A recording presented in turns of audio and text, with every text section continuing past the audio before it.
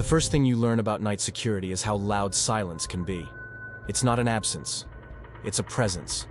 It listens. I'd worked quiet jobs before. Warehouses, half-empty office parks, government annexes that smelled like old coffee.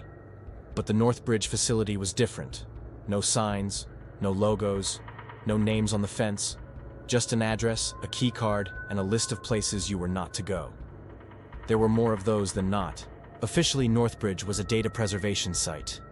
Unofficially, no one knew. Trucks arrived unmarked, boxes moved between sealed wings, and if you asked questions, your supervisor would stare like you'd said something unwise. That Friday, I was alone. My partner sick, the sky wrong. Bright over the city, storm dark over the valley. The complex sat behind razor wire in a pine hollow. 4 low concrete buildings circled a courtyard of dead grass. The far one, C Wing, was always locked. Environmental containment issues, they said. The control room was the only place that felt alive. 32 cameras, a ring of monitors, a steady blue glow. If you ignored the 3 red dots that never changed, you could almost feel safe. My first patrol was routine. Doors secure, lights humming, nothing out of place. By 12:27, I was back at the console with a bad sandwich when the building made a noise I'd never heard. A low hum, like machinery deciding whether to move. I scanned the screens. Nothing. Empty corridors, exit signs, the wind tugging a floodlight outside. I logged it as unfamiliar mechanical sound. Then, at 12:41, a motion alert flashed for C-Wing. That feed had always been restricted. The camera tile was usually gray, labeled C-17, restricted feed. But now it showed a faint flickering image. A corridor under dim light, the air hazed like underwater glass. The motion sensor blinked again. Active. I called dispatch. Motion detected in C-17. Feeds live. I don't have clearance.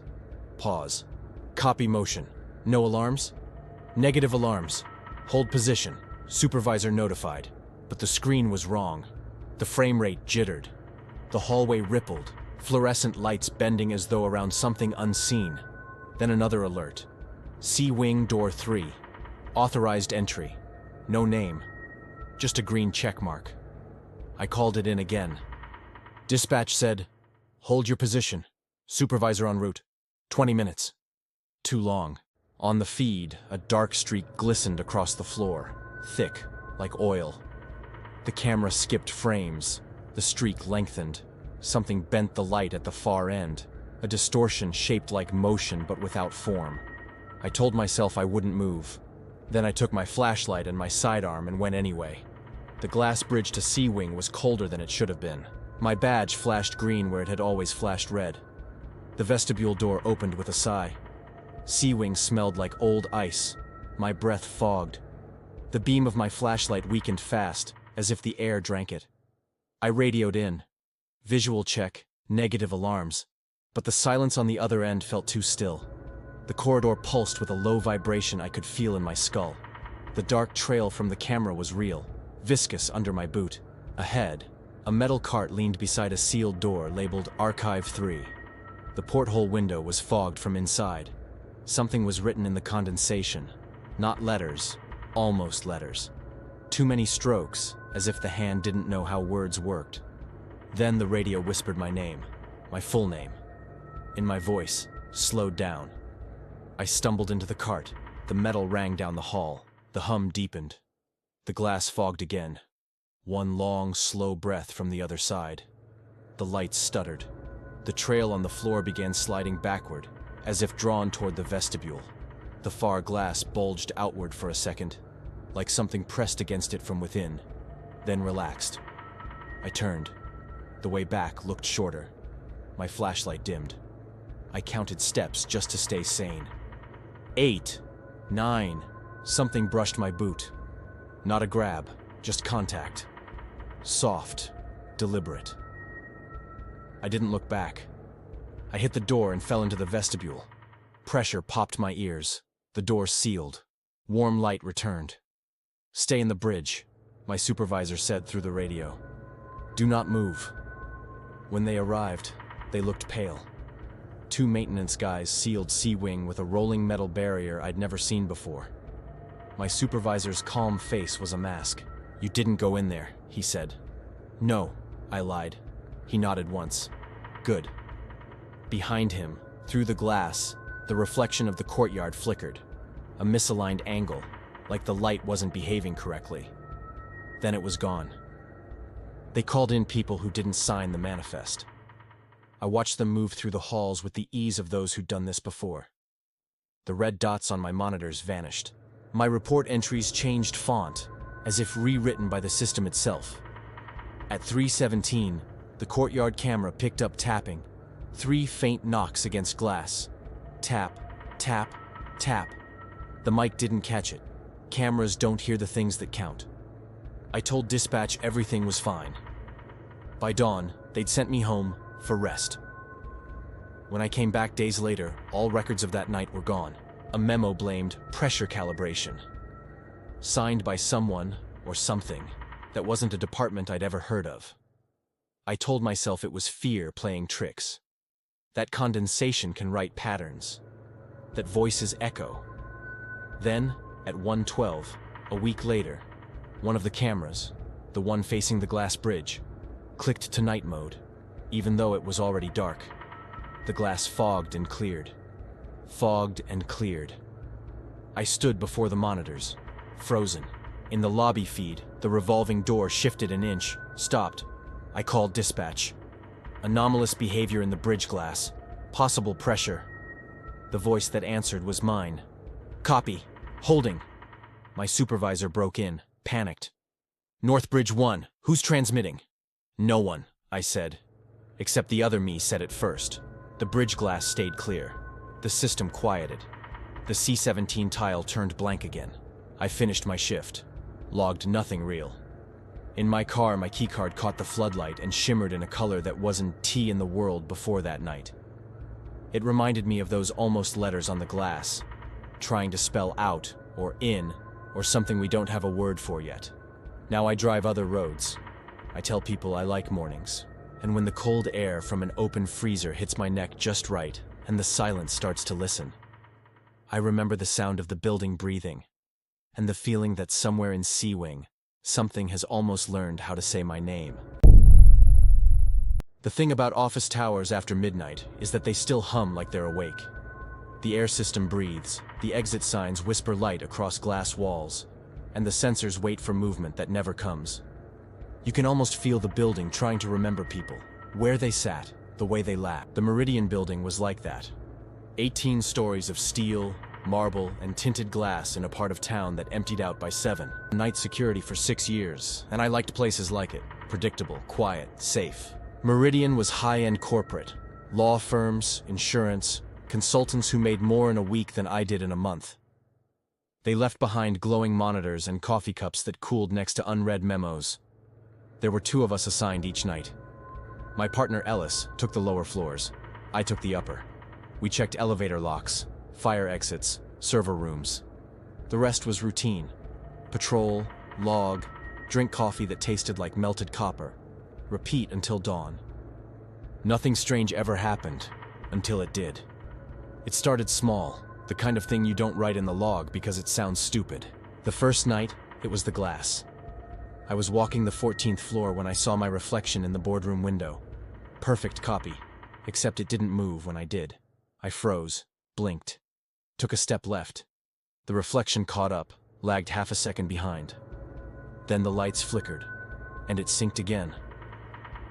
I told myself it was bad fluorescent ballast. Cheap bulbs, weird strobe effect. I made a note for maintenance and kept walking. But it kept happening. Not every night. Not in the same place. Sometimes it was the lobby glass, sometimes the mirrored elevator doors. My reflection would delay, or hold its eyes on me a moment too long. Ellis laughed when I mentioned it. "Man, you need sleep," he said. "Buildings got motion sensors. Maybe you're tripping the system." He was right about the sensors. Meridian was full of them, little red dots above every door, designed to trigger lights when someone walked through. They were motion heat hybrids, new tech. Sensitive. Too sensitive. One night around 2 a.m., I was in the elevator when every light on the control panel blinked at once, all floors. I stopped between 9 and 10, pressed lobby, and the button didn't respond.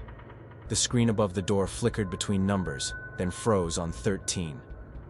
The doors opened. There was no 13th floor. Meridian didn't have one. It skipped from 12 to 14, like most buildings do to appease superstition. But the hallway I saw was real. Dim. Unfinished concrete. Bare pipes overhead. The smell of dust and warm circuitry. No lights. I stepped forward and called out, "Ellis?" No answer. Just a faint electrical hum from somewhere down the corridor. I took one step, then another. The floor was coated in fine gray powder that clung to my boots. I raised my flashlight. It didn't reach the end of the hall. Halfway down, a shape crossed the beam. Tall, thin, fast enough that the light bent around it. It wasn't a person. It was like the shadow of something walking between two projectors. The air turned sharp and cold.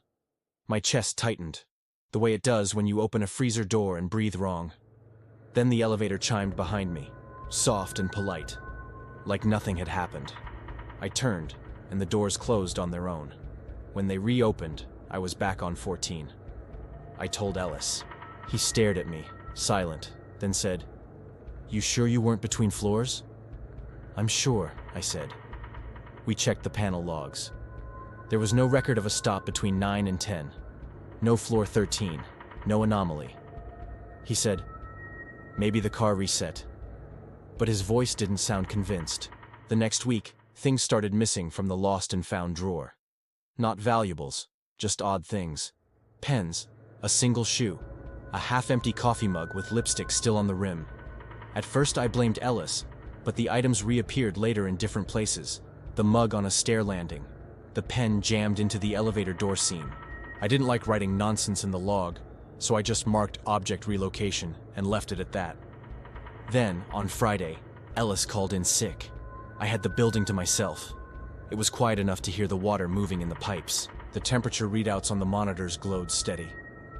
I was halfway through my patrol when the motion sensor feed pinged. Floor 15. Activity detected. No tenants occupied 15 after hours. I switched to the camera feed. The hallway lights were off. But something moved between the glass conference rooms. Something you could only see when it crossed in front of reflective surfaces. The light bent faintly, like heat above asphalt, but colder. I radioed dispatch. "Possible intruder, floor 15. Checking feed." "Copy. Meridian 1, said a bored voice. The feed glitched. 2 seconds of static, then black. When it came back, the camera angle had shifted. Slightly lower, closer to the floor. Like the camera itself was tilting down to look at something. Then a faint reflection appeared in the glass wall. 2 outlines. One upright, one behind it. Smaller, like a warped echo. I grabbed my flashlight and took the elevator up. The hallway smelled faintly metallic, like rain on aluminum. My footsteps sounded wrong. Soft where they should echo. I moved past the conference rooms, glass on both sides. My reflection followed. At the far end, the motion sensor blinked red. The conference glass beside it fogged, just slightly, like someone had exhaled from the other side. I turned to leave. Something tapped the glass.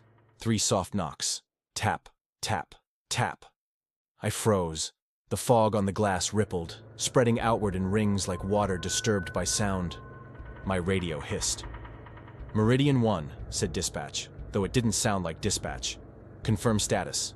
The voice was deeper, slowed. "Meridian 1, it said again. "Confirm." I started walking backward. My reflection didn't. It stood there, faint behind the glass, hand raised to the same height as mine, but a half-second late. Then the lights flickered, and both of us moved at once. I turned the corner fast, hit the elevator, and jabbed lobby.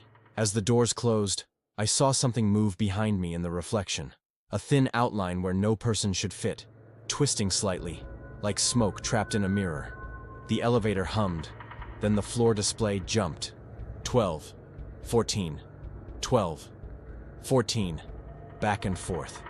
I hit emergency stop. The doors opened to the lobby. Ellis returned the next night. I told him everything. He listened, then said quietly, "You know what's weird? Before you started, the guy who had your shift quit after 3 weeks. Said he kept seeing someone walking the floors when the cameras showed nobody." He laughed afterward, but it sounded thin. 2 nights later, we both heard it. The motion sensors pinged, every floor, simultaneously, every red dot flashing. Then the feed showed movement in every corridor at once, blurs passing the cameras, flickers of reflection, half-glimpsed faces against glass walls. Some tall, some crouched, all distorted. "System glitch," Ellis said. We watched as the blurs stopped moving on each floor, one by one, until only the 14th remained. "That's my floor." I took the stairs. My heart thudded so hard it made my ears ring. At the top landing, I heard whispering, not words, just the low breath of air moving around a shape. I peered around the corner. Every window in the hallway was fogged from the inside. Something passed behind one of them, leaving a streak like a hand dragged through condensation. The streak had 5 fingers. Too long. I didn't move. Then, faintly, from my radio, "Ellis. Hey, you see this?" "Yeah. The feed's off. It's showing you walking into the reflection." I looked at the window nearest me. My reflection looked back, eyes half a second late, breath fogging the glass. Then the radio died. When the building opened at dawn, everything looked normal.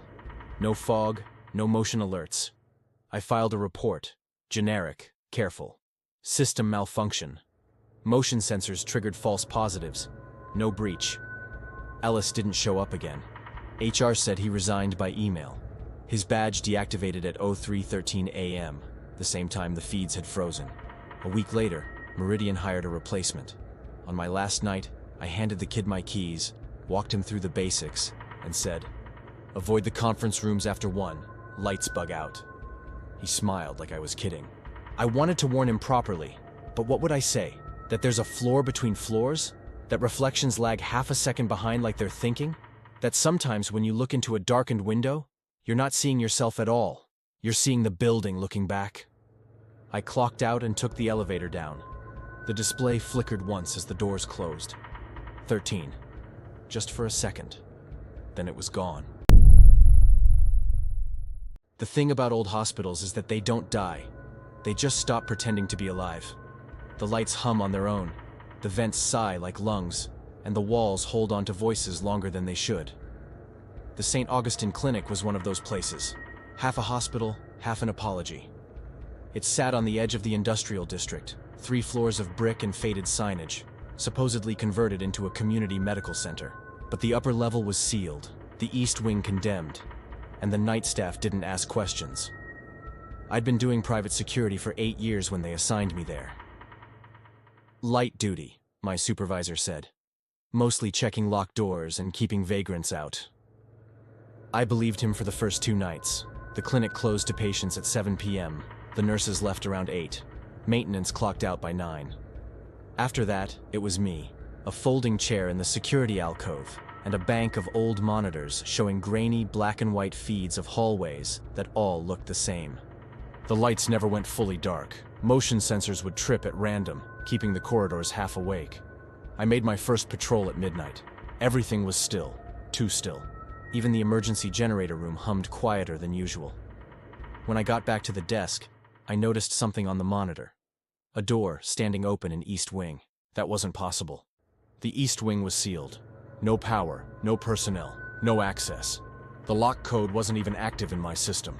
The feed flickered once, and the door was closed again. I noted it in the log anyway. East Wing. Visual glitch. I should have left it there. 2 nights later, I started hearing the beeps. Not loud, just a single pulse, every few minutes, like the tone of a heart monitor, muffled by walls. I followed it down the west corridor, past the exam rooms, to where the lights dimmed for energy saving. The tone grew fainter, but more rhythmic. When I reached the junction to East Wing, it stopped. The corridor beyond the metal doors was black, but a thin green light glowed through the seam, like an exit sign behind glass. I backed off, told myself the sound had to be a false alarm from a piece of old equipment. Still, when I got back to the desk, I muted the monitors for East Wing. The silence that followed wasn't quiet. It was listening. On the 5th night, the motion detector triggered. East Wing, room 213. That was the sealed side. I checked the cameras. Static. Every other feed in the clinic was fine. Then, slowly, an image formed. Gray, distorted, like a fax coming through from somewhere far away. Room 213 appeared. Bed frame, curtain, a wall with peeling paint. And in the bed, something lying under a sheet. No patient records, no active power, no staff. The sheet shifted once, like something underneath it exhaled. The feed cut. I radioed dispatch. Control to Central, I've got unauthorized motion in sealed zone. A pause. St. Augustine, repeat? Did you say East Wing? Affirmative. Copy. Stand by. I waited. When the radio came back, the dispatcher's tone had changed. Supervisor advises to maintain position. Do not attempt entry.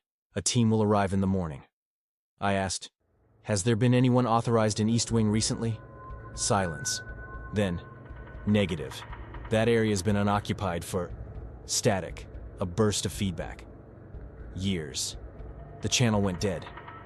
I tried not to look at the monitors, but it's like telling yourself not to breathe. I glanced once more and saw that every feed had flickered to black except the one for room 213. The picture was clearer now. The bed was empty. Something dark streaked across the floor, slow, steady, like a wet handprint being dragged forward. Then the power blinked in the hall outside my alcove. A single fluorescent flickered. Footsteps followed. They were faint at first. Soft, uneven, like someone walking barefoot down linoleum, heel, then toe, heel, then toe. I stood up, flashlight shaking. Hello? Clinic's closed. Identify yourself. No answer. Just the steps, stopping about 20 feet from where I stood. The hallway turned left toward the East Wing doors. I moved slowly until I could see the corridor. Nothing. The light above the sealed door flickered, then steadied. Then the green glow appeared again, seeping through the seam. It wasn't an exit sign. It was inside the room beyond. I took one step closer, and the radio on my belt popped. Control? The voice was mine. I froze. The radio crackled again. Patrol log, time 0021. It was reading my voice from earlier that night, word for word. Then, visual glitch? That last phrase, it was from my first night's log. The voice stopped. The green light beyond the doors pulsed once. Then the locking mechanism clicked. I didn't touch it. I swear I didn't. But the latch released with a sound like a breath drawn in. The door shifted open an inch. Cold air slid out, sharp with antiseptic and something faintly sweet, like dried blood. I shone my flashlight through the gap. The beam hit tiles, dust, a toppled gurney. Then the lens fogged. From the other side, faintly, something tapped 3 times. Slow, deliberate. Tap, tap, tap. Then silence. I backed away until I hit the wall. The power went out at 2:06 a.m. Emergency lights kicked on. Dim, orange, useless.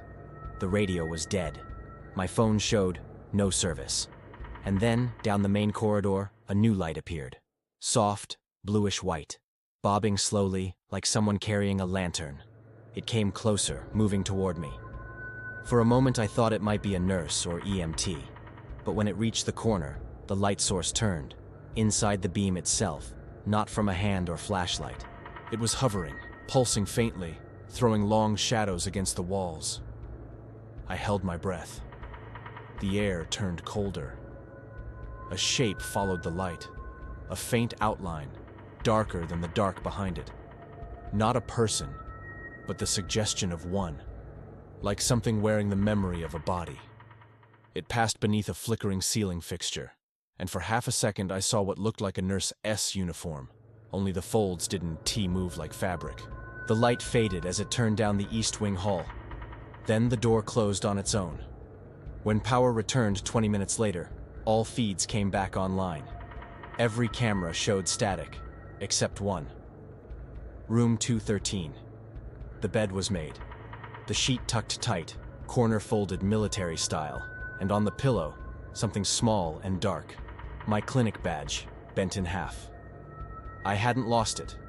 It was still clipped to my belt. I tore it off and threw it on the floor. The one in the feed stayed perfectly still.